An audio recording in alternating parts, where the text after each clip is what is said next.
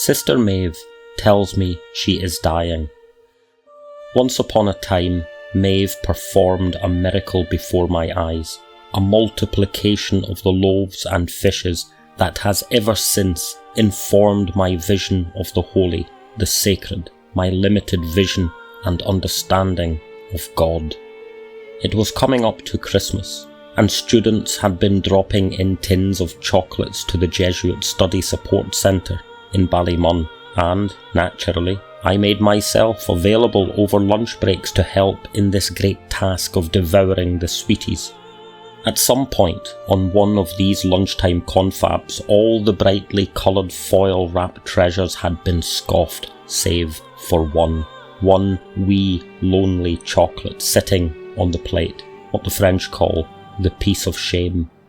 Quite shamelessly, and to my gluttonous horror, Maeve reached down and took it.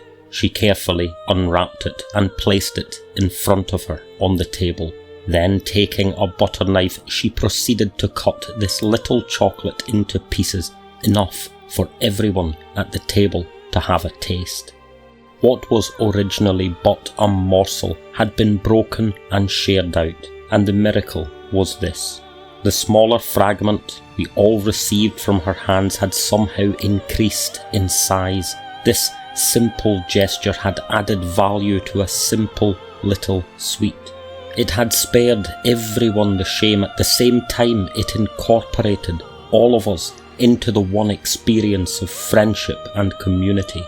To be handed this toty wee bit of chocolate was to be loved, to be assured that we belonged at the table, that we were among friends. It was one of the most caring gestures I have witnessed in my life, and it was done with such ease. Take this, all of you, and eat it. I have found myself returning to that miracle and counting the number of baskets of leftovers collected. I am still counting. The Eucharist has soaked deep into the soul of my friend Maeve.